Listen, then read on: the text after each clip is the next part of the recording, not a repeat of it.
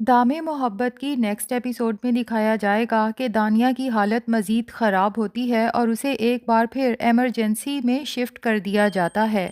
ولید جو پہلے ہی دانیہ کی طرف سے بہت پریشان ہے اور اب اسے رہ رہ کر احساس ہو رہا ہے کہ صرف میری ماں اور دانیہ کی ماں ہی اس کے مجرم نہیں ہیں، بلکہ دانیہ کی اس حالت کا ذمہ دار ان کے ساتھ ساتھ میں بھی ہوں۔ اپنی ماں کو خوش کرنے کے لیے ان کی باتوں میں آ کے جو سلوک میں نے دانیہ کے ساتھ کیا مجھے وہ سب کرنا چاہیے تھا؟ ولید کو اب احساس ہو رہا ہے کہ وہ دانیہ سے کتنی محبت کرتا ہے اور دانیہ کے بغیر تو وہ جینے کا تصور بھی نہیں کر سکتا۔ اللہ سے رو رو کر دعا کرتا ہے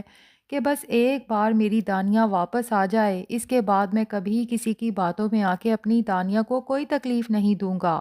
ساتھ ہی اپنی ماں کو بھی صاف سنا دیتا ہے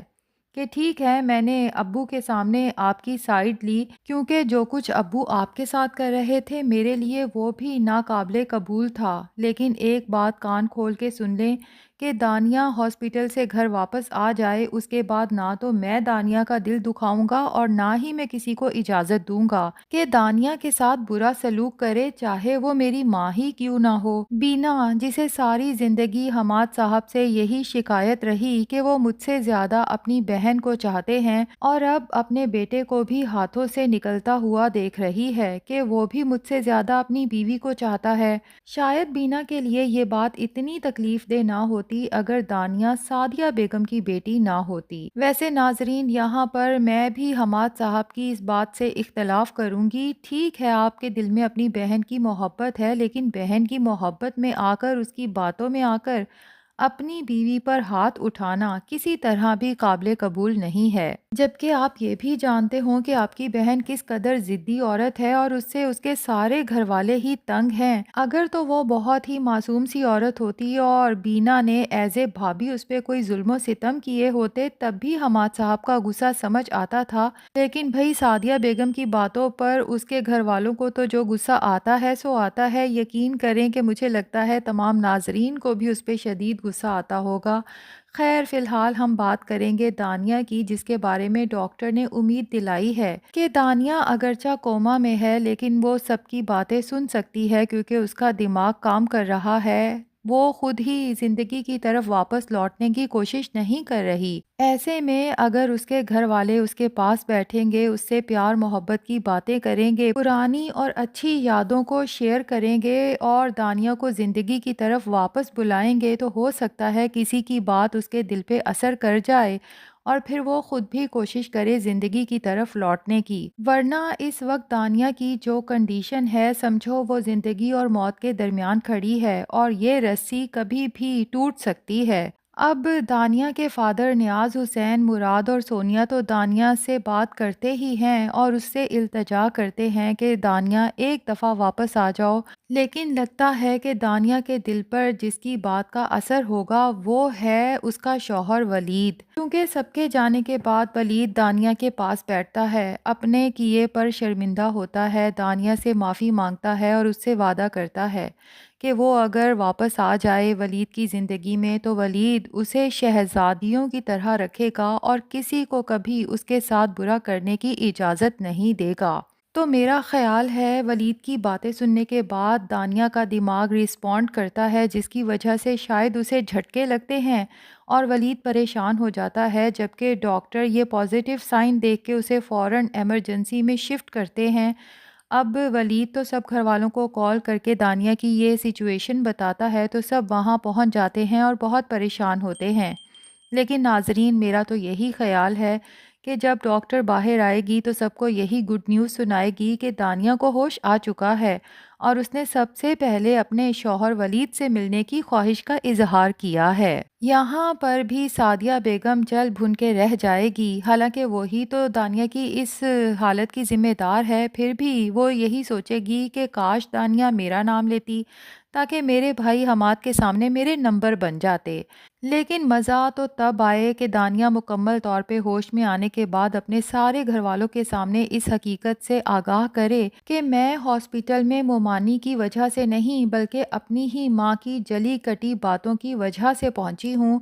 اور حماد جو ابھی تک بینا کو قصوروار ٹھہرا رہا ہے، ٹھیک ہے وہ بھی کسی حد تک قصوروار تو ہے، لیکن اب جا کے حماد کو بھی سمجھ آ جائے کہ اصل قصوروار میری وہی بہن ہے جس کی میں بے جا حمایت کرتا رہا ہوں ہمیشہ۔ تو جناب امید کرتے ہیں کہ دانیہ ہوش میں ضرور آئے گی، ولید اور دانیہ کی زندگی کے ساتھ ساتھ سونیا، ارباز، مراد اور رملہ کی زندگی میں بھی خوشیاں لوٹ آئیں گی۔ اور اب بات کریں گے ہم فارا کی، جو کہ بالکل ہی آؤٹ آف کنٹرول ہو چکی ہے۔ سارا بیگم نے فارا کو رنگے ہاتھوں پکڑ بھی لیا ہے۔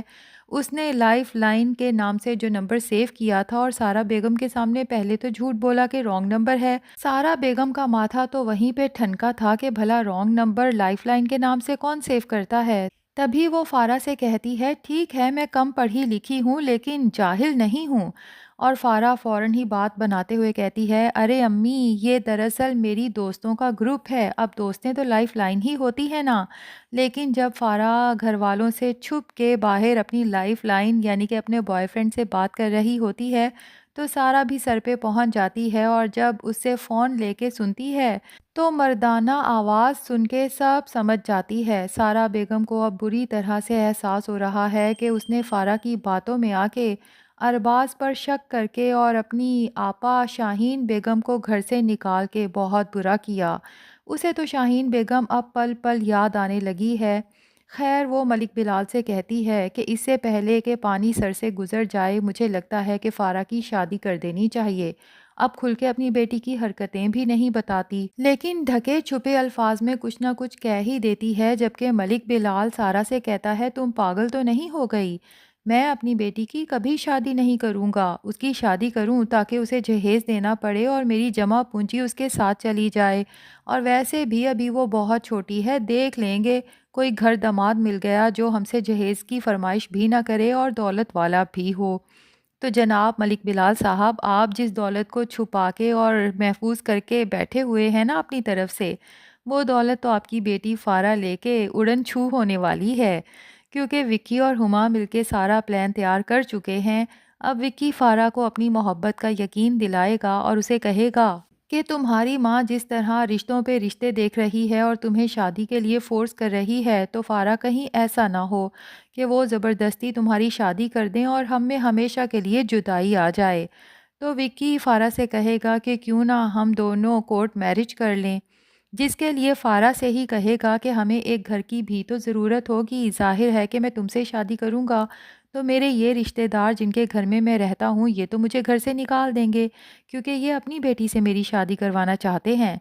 فارا جناب ملک بلال کی الماری سے سارا پیسہ اٹھائے گی اور وکی کے ساتھ کورٹ میرج کے لیے نکلے گی تو صحیح، لیکن مجھے یہی لگتا ہے کہ وکی اسے سارا پیسہ ہتھیانے کے بعد فرار ہو جائے گا، اور پھر فارا جب گھر واپس آئے گی ملک بلال کو جب پتہ چلے گا کہ وہ تو لٹ چکا اور اس کی بیٹی جو حرکتیں کرتی رہی وہ سب بھی اس کے سامنے آئیں گی، تب ملک بلال کو بھی پتہ چل جائے گا کہ میں نے ارباز کے ساتھ بہت برا کیا، ایک تو اس کی ساری جائیداد لوٹی اور پھر اس پر اتنا برا الزام لگا کے گھر سے بھی نکال دیا، میرے ہی کرموں کا پھل ہے جو مجھے مل رہا ہے۔